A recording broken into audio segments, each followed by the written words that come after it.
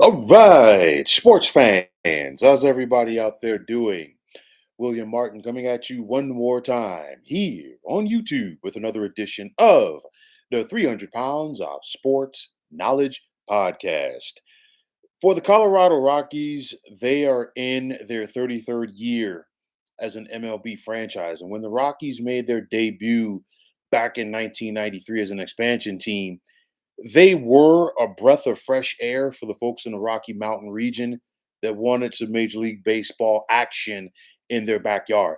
However, this current decade has seen the Rockies operate like a glorified single A franchise. And unfortunately, there appears to be no end in sight for the folks that follow this team.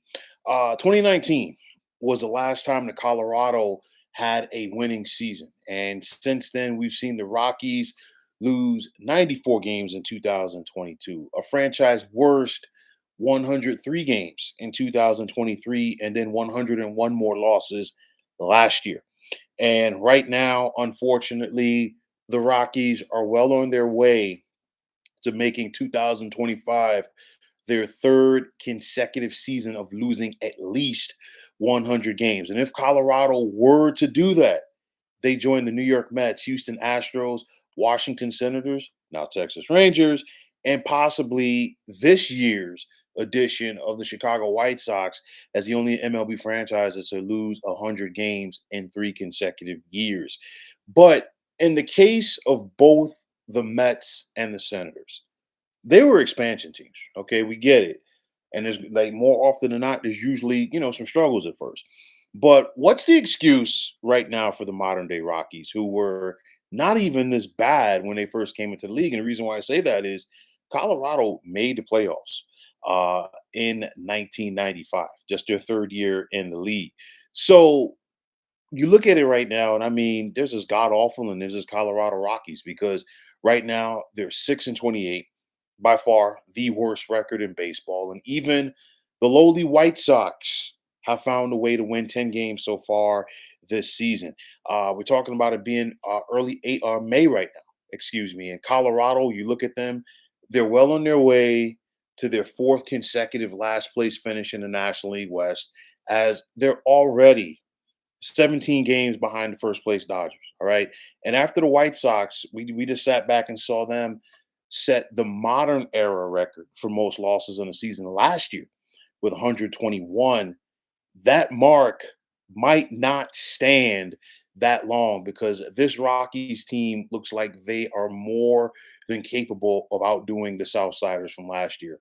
Um, when you have a team that is this bad and an organization that has been so bad for so long, first thing you ask yourself is where's the talent? I mean, we saw Colorado go out there and spend big bucks several years ago to bring in Chris Bryant. And of course, Chris Bryant, unfortunately, has been a shell of himself.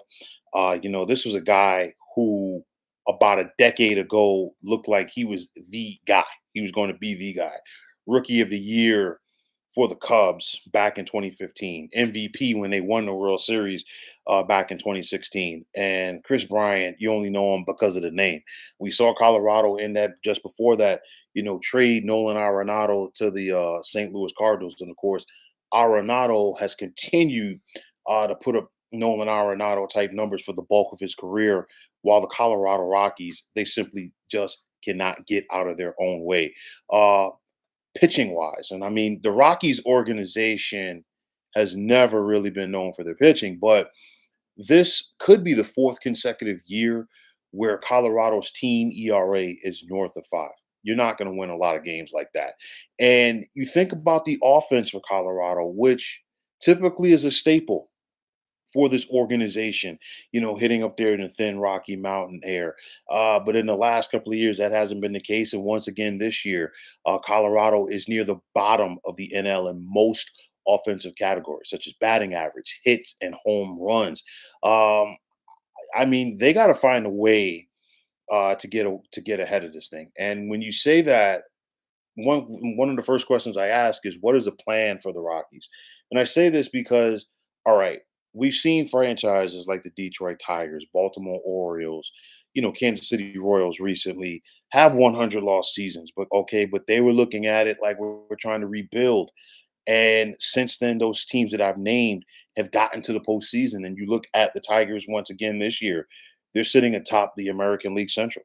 Okay, what is the plan for the Colorado Rockies? They are simply out there operating like a rudderless ship. And with that said, is there any hope right now? And I don't see it. Okay, you look at franchises like the Mets, like the Dodgers, and they've drawn the ire of some people because of their ownership's willingness to spend. Okay, and they have no qualms about it, albeit they're in bigger markets. But these guys are trying.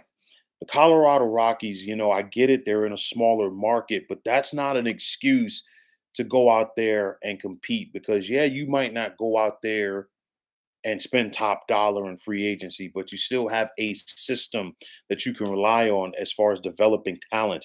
Colorado simply does not have that right now. And I think the product that they're putting out there every night is flat out disgusting. I mean, you can't expect people to want to go out there and spend their money and support you when you've lost more than 100 games in each of the last 2 years, and you are once again well on your way to making it a third year in a row. And I'll tell you like this: Colorado, it's like I said, it's early May. I'm going to go out here and say they're going to lose in 100 games again, because you think about it, they've played 10 games within the National League West. They're 1-9. They've got 42 more to go. And you look at that NL West. You got the Dodgers, you've got the Padres, the Giants, and the Diamondbacks. Okay. And I think with all of these teams, okay, all four of them currently have winning records. All four of them are very good play teams. Dodgers are the defending World Series champs. We saw the Padres make the playoffs last year. Arizona finished tied with the Mets and Braves, who got into the postseason last year for wild card spots. And then, of course, you have the improving San Francisco Giants. All four of those teams, and I've talked about it already, they all have the potential to get to the playoffs. All right. And I think all of them are going to take their turn beating up the Colorado Rockies. So, of those 42 games that they have left, that's easily 30 losses right there. And we haven't even talked about the rest of the squads that they have to play around Major League Baseball. It's to the point, and it works both ways, and neither way is good for the Rockies. When you've been losing, regardless of the sport, but when you've been losing as much as the Rockies have been doing in recent years, it's infectious. It's a culture issue. And you know what? Guys take the field and they expect to lose. And guess what?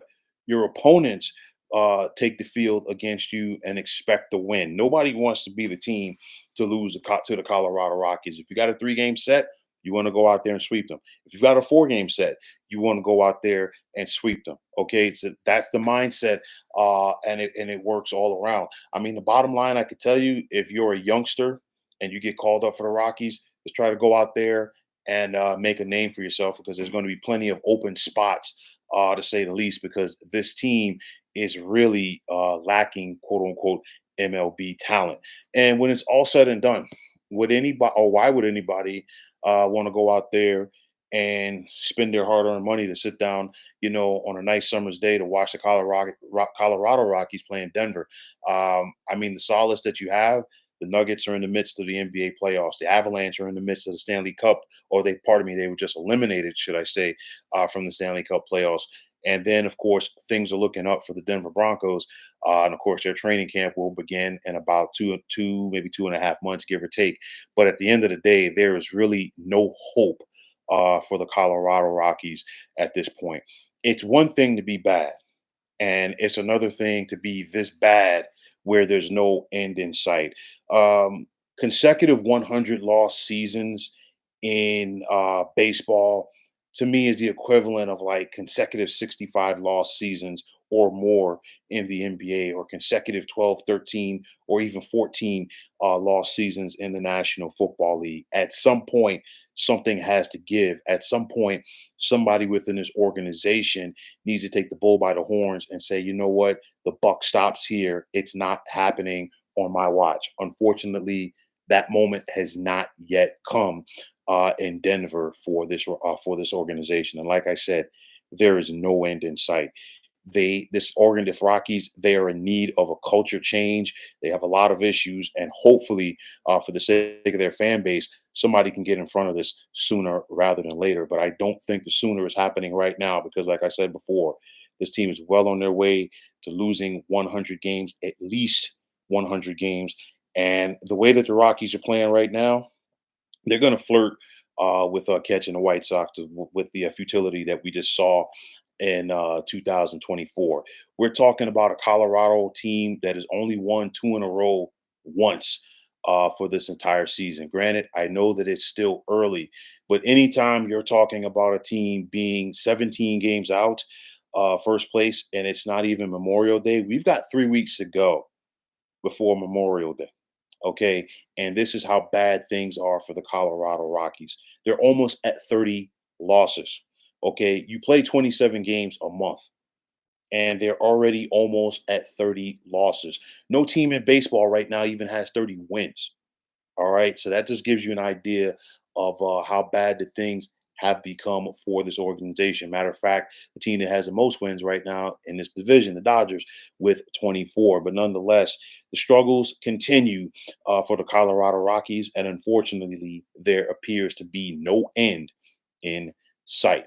But, folks, that is going to wrap it up. And as always, I want to take this time out to thank each and every one of you for tuning into the 300 Pounds of Sports Knowledge podcast here on YouTube. And I want to take this time out to thank all of you fine folks out there for checking us out. And if you like what you heard and saw, please feel free to hit that like button as well as subscribing to this channel.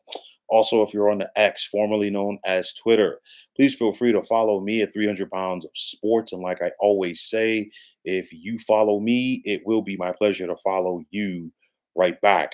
There's also the sports discussion group on Facebook at the Sports Depot 365, and you can check it out. Drop a line and be a part of one of the better sports debating sites going on social media. Also, if you're on Instagram, IG, you can check me out anytime at 300 Pounds of Sports Knowledge. And just like it goes for Twitter, you give me that follow, I'll follow you right back as well. But until next time, fine folks, my name is William Martin. I'm signing off, and I'm saying thanks once again for tuning into the 300 Pounds of Sports Knowledge podcast here on YouTube. Be well, everybody.